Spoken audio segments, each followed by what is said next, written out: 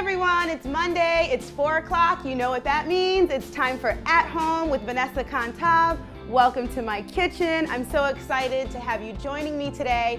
It's springtime and I'm so excited. It's beautiful outside. It's not getting dark really early. And so right now I am interested in everything that is fresh, over winter vegetables.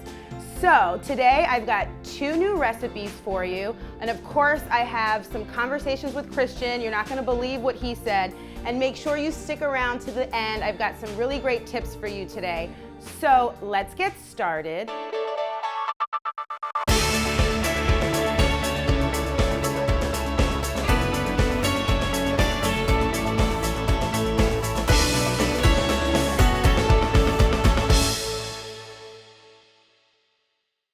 The first recipe is going to be chicken thighs with asparagus and a tarragon cream sauce.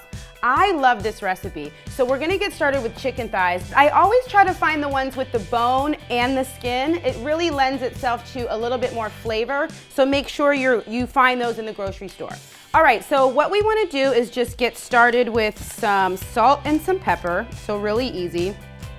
You want to use a cast iron skillet for this recipe, just because it gets really nice and hot. And the other reason is because you can go straight from on top of the stove into the oven. So we have the oven set to 375 degrees. We're just gonna season this right here. And then we're gonna take this over to the stove. So we're gonna add some oil into our pan. Now the chicken you wanna put skin side down. You wanna make sure you get that sear. So it's gonna require that your pan is really, really hot. We are gonna sear this chicken for about 5 to 10 minutes. So here what you want is to see a very nice light golden color, just like we have here. And then you're gonna flip all of them over so that they're facing skin side up. And then we're gonna go straight into the oven.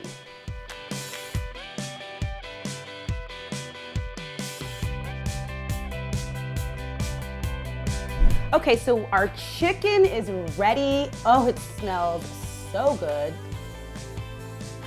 All right, and we are gonna transfer the chicken to our serving platter. Look how beautiful and golden. So our chicken is gorgeous, it's perfectly prepared, and don't worry, we're not gonna lose any of this deliciousness here, because this is actually gonna be the basis for our sauce.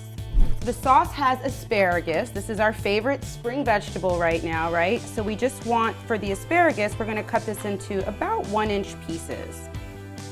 So a little trick too, I think, a lot of people know, if you just sort of snap the asparagus, it will naturally snap where the texture of the asparagus is no longer really stringy and fibrous. So you can do it that way. I'm a little bit, I kind of know where it is, so I'm actually just gonna cut my asparagus, but that's a little trick that I learned years ago. So I'm gonna take some tarragon, I'm gonna go ahead and chop that as well. And so now we're ready, we have all the things that we need to finish our sauce, we're gonna take it back over to the stove. So we're gonna add about 1/2 cup of white wine. And give that a nice stir. And we want to add some butter. So what's really great is that right now, with the addition of the white wine, we're picking up all those nice little brown bits from the roasting process. And that's where all that really good flavor is. Now we're going to grate the zest of 1 lemon. So I'm using a Meyer lemon. If you've been following me, you know how much I love Meyer lemons, and they are so amazing. They're definitely a springtime thing. Okay, so we'll give this a stir. Look at that, it's already really starting to come together. I wish you could smell this, it smells so delicious. All right, we're gonna add some heavy cream. This is what's really gonna finish the sauce and give it that nice, wonderful consistency. So at this stage, if you want to add a little bit of salt and pepper, you can. And we're going to add some cheese at the end of this, so we don't want to add too much salt. Now I've got my asparagus. The wonderful thing is the asparagus is going to cook really quickly. So we'll throw that in here, and we're just looking for the asparagus to be really nice and green. Wow, the consistency is great. You can see the sauce is starting to get thick, and the asparagus will really cook in just about 2 to 3 minutes because you want it to be bright green and have a little bit of crunch to it. So we are pretty much ready to go here. I'm gonna throw in this tarragon that I chopped earlier to finish our sauce. And it just smells so good. I wish you guys could smell all of this. All right, so I'm gonna turn off the heat, give this a stir. I'm gonna bring this over to the chicken. All right, so we wanna first just sort of put our asparagus around. You guys, this is so amazing. I'm so excited about this recipe. And then we'll add on top some freshly grated Parmesan Reggiano. And there you go. Check out this week's Conversations with Kristian. What are they doing? Construction. No. They're building a house. Yeah, there are. And it's gonna be so beautiful. And it's gonna have stairs and a window and a door. Yep. And a bath and a poom. Oh yeah, it's a dollar. Twinkle, twinkle, little star, how I wonder what you are. Up under, world so high, light up under in the sky. Twinkle, twinkle, little star, how I wonder what you are. Wow, that's a good one. So next up, we're gonna be making one of my favorites. It has less than 10 ingredients, so easy, and definitely gets you in the mood for spring. So this is a caramelized leek and spring pea soup. You're gonna love it. Let's get started. All right, so the main thing that you need to think about is that leeks are very delicious, but they are very, very dirty. So make sure when you're working with leeks that you clean them really well. What we wanna do is first cut just the end off. So this is the part that was in the ground. And then we're gonna use only the white and light green parts. So I know this looks like such a waste. We're not gonna use this right now. So once you've cut off the bottom and the top, you wanna take your chef's knife and run straight down the leek. So what this does is it sort of exposes all of these, we'll call them leaves. And you can see usually between here, this is where you're gonna find any dirt. So I got pretty lucky here today because these don't seem to be too dirty, but let me cut this one and then we're gonna rinse them. So here you can see they're just really dirty. You wanna be making sure. If you don't do this, you're gonna end up with soup that has a sandy consistency. Okay, so now what you wanna do is just thinly slice your leeks. It doesn't have to be a perfect cut. This is gonna be a blended soup. So you just wanna make sure that it's uniform so that it cooks evenly, but it doesn't have to be perfect.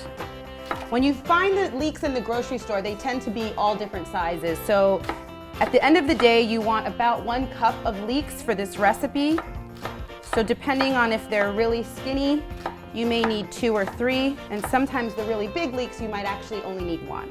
Now we're gonna take this over to our stove. All right, so we're gonna put a little bit of olive oil into a sauté pan. And then we're gonna add our leeks right in here. We're gonna add 3 tablespoons of butter.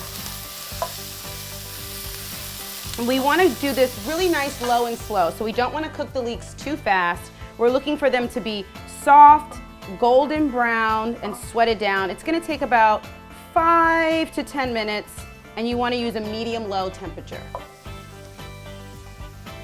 Okay, so I'm gonna add some fresh pepper and some salt. Might have to add a little bit more salt at the end, but here you just want to add about a teaspoon. And then we're going to add our peas. So these are garden peas. We'll add these right into the same pan.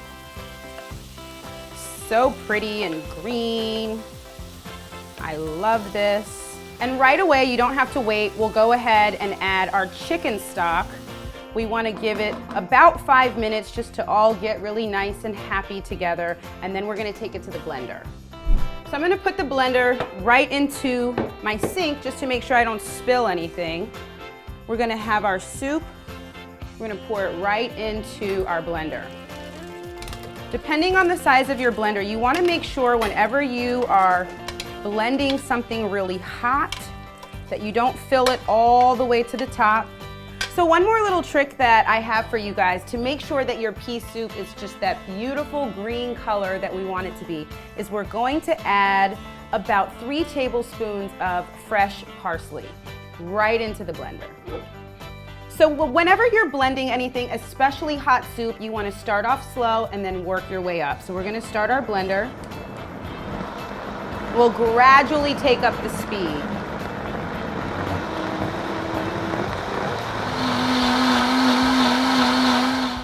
So this is such a beautiful color you're gonna see here, and we're gonna pour right into our bowls.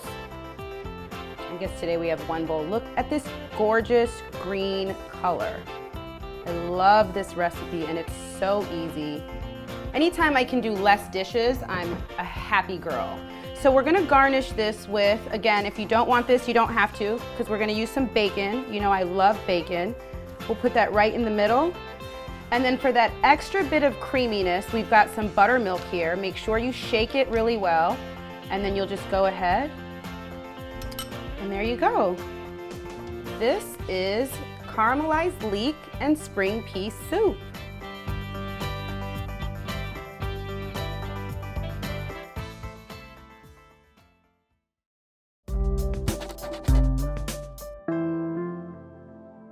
As a chef, I absolutely detest having to throw food away. I hate wasting food, and one of the things that comes up is flimsy celery or carrots. You don't have to throw them away. Here's a quick tip to bring them back to life. You want to start with a container filled with ice water. Make sure your water's really nice and cold, and go ahead and put your vegetables right down into your container. It only takes about 15 minutes for your vegetables to come right back to life. Awesome.